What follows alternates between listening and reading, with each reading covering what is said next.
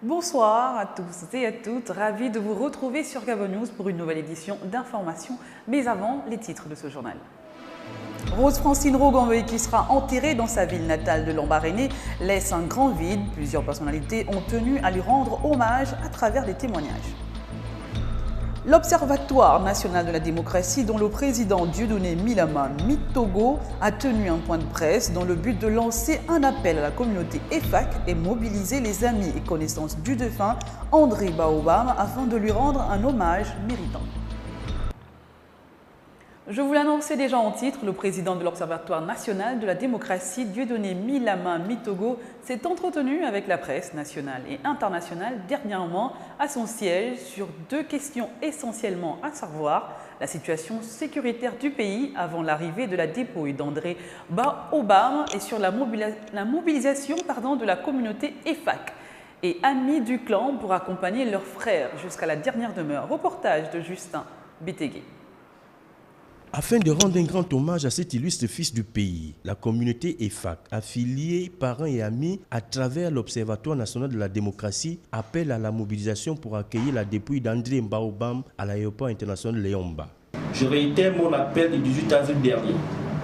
Je demande à la communauté EFAC, aux affiliés, alliés, apparentés et amis de se mobiliser et d'accompagner Amo jusqu'à la dernière demeure. À ce propos, j'informe les intéressés que 3 commissions ont été mises en place. La commission finance, la commission transport, la commission logistique. À propos de la situation sécuritaire du pays, l'Observatoire dit être inquiet de l'atmosphère qui se dégrade du jour au jour et demande au peuple gabonais d'être plus vigilant et pacifique afin d'éviter une escalade de violence aux conséquences incertaines. Vous avez sûrement constaté, tout comme moi, et les autres observateurs de la vie politique de notre pays, que la situation sécuritaire de notre pays se dégrade de jour en jour, et ce depuis la mort du décès d'Amo, et au fur et à mesure que nous nous approchons de la date de l'arrivée de sa dépouille sur Libreville. Plusieurs faits attestent cela. Premièrement, l'incendie de l'ambassade du Bénin au Gabon. Deuxièmement, l'arrestation de 2 militants membres de l'opposition. Troisièmement, les accusations graves portées contre certains responsables politiques de l'opposition par un jeune compatriote se réclamant proche de l'Union nationale. Quatrièmement, le déclenchement de l'opération Guinée par le gouvernement. Et cinquièmement, la découverte d'une cache d'armes dans une île au large des côtes de Libreville. Au-delà de la douleur et de la tristesse qui frappent le peuple gabonais, les populations sont appelées à la calmie pour mieux accompagner dans la dignité, le recueillement et la prière, la dépouille de celui-là qu'on appelait affectueusement Amo. Des témoignages pour Rose Francine Rogonveuille et la disparition de cette grande dame n'a pas laissé certaines personnalités indifférentes. Ces personnalités ont choisi de lui rendre hommage à travers des témoignages, des propos recueillis par Kenny Ongori, Martial Tonga et Justin Bédégué. Bon, c'est un vide qu'elle va laisser cette dame déception. C'était une référence, un modèle pour nous, ses jeunes sœurs. D'ailleurs, moi, elle m'a toujours appelée petite sœur et moi, grande sœur. Donc, c'est un vide. Je ne sais pas si nous pourrons lui ressembler. Je dois dire que je suis fière du parcours qu'elle a eu. Elle a pu diriger la transition de ce pays avec beaucoup de dextérité, beaucoup de sagesse, à un moment où de fortes pressions s'exerçaient sur elle. Elle a su garder le cap. Les obsèques ne sont pas finis. À l'hommage Madame le Président Boubé. Que dire, voyez la tristesse qui nous habite. Nous perdons là une grande valeur de notre pays et qui a su démontrer par l'exemple dans toutes les fonctions qu'elle a assumées. Donc ça a eu beaucoup de tristesse et de regret que nous perdons cette icône, comme on le dit maintenant. Vous savez, ma voix est tellement frémissante que je peux le couvrir. Je vous remercie. Autre chose, circuler en véhicule sur la voie principale de Nzingayon, dragage, n'est pas chose facile. L'état de cette route qui mène à de nombreuses habitations exige beaucoup d'habileté aux chauffeurs. Là-bas, le danger d'un accident est présent à chaque fois que l'on monte dans un véhicule. Georges Mexon-Toutoum et Refu Itsoga pour le constat. La voie qui mène dans les profondeurs du quartier Zarion dans la zone de dragage présente des risques énormes pour tous les usagers. Crevasses, absence de bitume, effet des eaux des pluies, cette piste en plein cœur d'un des quartiers les plus populaires de la capitale gabonaise cause d'énormes difficultés aux habitants de ce secteur qui, visiblement, ne croient plus en la réalisation des travaux. Vous-même, vous voyez comment elle est la route. 5 ans, 6 ans après, l'État viendra parler de la démolir. On ne commence pas par démolir. L'État passe d'abord, après les riverains vont suivre. Dans les autres pays, c'est comme ça que ça se passe. Mais au Gabon, c'est les riverains qui arrangent toujours la route. Hein? Après 5 ans, 6 ans, c'est à démolir. Comme toujours, on va encore venir casser comme à Rio. Rio n'a pas commencé comme ça. Hein? Ils auraient dû tracer et les gens devaient respecter le traçage de la route. On est d'accord? Alors, si on souhaite que l'État vienne arranger, ils ne vont jamais venir. Nous-mêmes, on est là pour le faire. À Zarion et dans bien d'autres quartiers non urbanisés, le niveau de l'insécurité routière est inquiétant. Les accidents dus à l'état de la route sont fréquents, mais aussi le déplacement de la population y est complètement ralenti.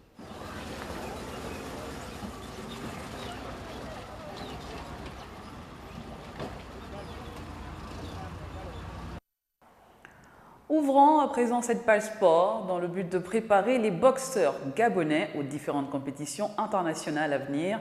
Le nouveau président de la zone 3, Clément Sosa Simawango, organise dans les jours prochains un championnat international d'évaluation auquel prendront part 2 pays, le Gabon et le Cameroun. C'est au cours d'un point de presse qu'il a donné plus de détails. Il était au micro de Marvin Berry. Suivez. Nouvellement élu pour 4 ans à la tête de la zone 3 dans laquelle se trouve désormais le Gabon, Clément Sosa Simawango a tenu un point de presse au siège de la FEGABOX ce 23 avril afin de communiquer sur le championnat international d'évaluation de performance qu'il organise. Seuls le Gabon et le Cameroun prendront part à cette compétition. Un championnat qui, selon Clément Sosa, sera bénéfique pour le Gabon. Ça nous permet, n'est-ce pas, de préparer les Jeux africains du 4 au 19 septembre au Congo et de préparer également le championnat d'Afrique de boxe. Une compétition dans laquelle on retrouvera toutes les catégories. Toutes les catégories seront respectées, c'est-à-dire de la petite catégorie au super lourd. Ça signifie quoi? Ça signifie, nous au Gabon, on a prévu équipe A et équipe B.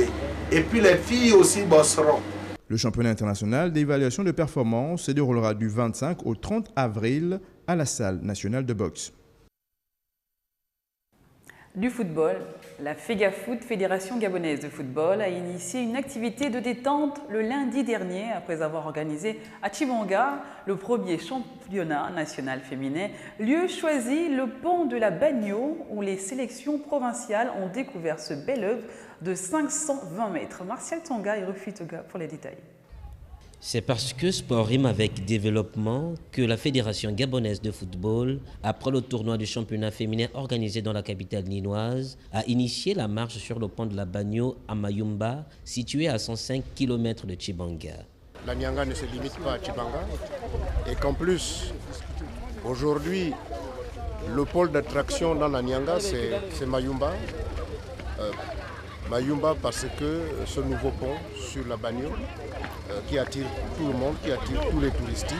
Nous avons donc pensé qu'après 10 jours de compétition, les filles étaient stressées, concentrées dans la compétition, elles jouaient tous les 2 jours. Il fallait leur trouver une activité de détente. Et nous avons donc choisi de les amener ici à Mayumba et de les faire découvrir ce pont sur la Bagno. Pour la marraine du premier championnat féminin organisé à Tchibanga, cette œuvre de 520 mètres est une fierté et participe au développement du pays. Du plaisir, du bonheur de circuler librement, c'est la liberté, de circuler sur ce magnifique pont qui a été promis par M. le Président de la République, chef de l'État national du Congo-Ndimba, aux populations de Mayumba et de la Nyanga en général. Nous avons pensé avec les membres de la fédération qu'à la fin de ce premier championnat national de football féminin, qu'il fallait quand même amener les jeunes ici pour qu'ils découvrent Mayumba, qu'ils viennent aussi marcher sur ce magnifique pont, qu'ils puissent tout simplement s'adonner à d'autres activités après tant d'efforts qu'ils ont eu à faire. Ils ont marché plus de 520 mètres sur le pont de la Bagno. Ils ont aimé, admiré le paysage et la beauté du fleuve qui fait partie de la richesse et de la fierté de la ville de Mayumba. Toujours dans le même ordre, il faut promouvoir le football à la base. C'est l'objectif visé par un jeune Ninois amoureux du ballon rond. Il fait partager sa passion aux plus jeunes. Nos reporters Martial Tsanga et Refi Toga les ont surpris en pleine action. Suivez.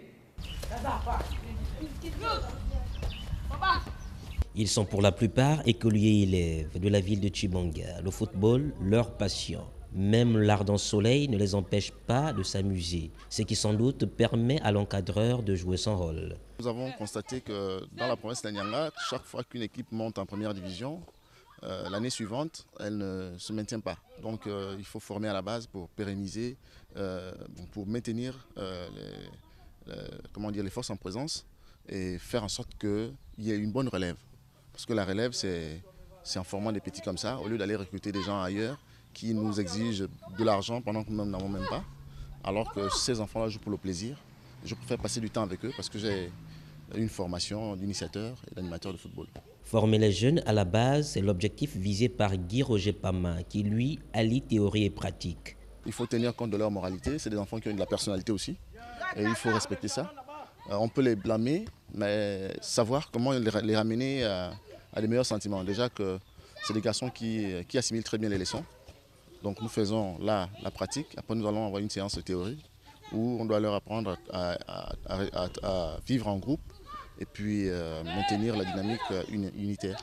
Le football doit se promouvoir à la base pour faire éclore les talents des jeunes qui deviendront des étoiles pour le Gabon et la fierté du continent, partant pour le monde du football mondial. Voilà, c'est la fin de ce journal. Merci à vous de l'avoir regardé. L'info se poursuit sur www.gabonnews.com.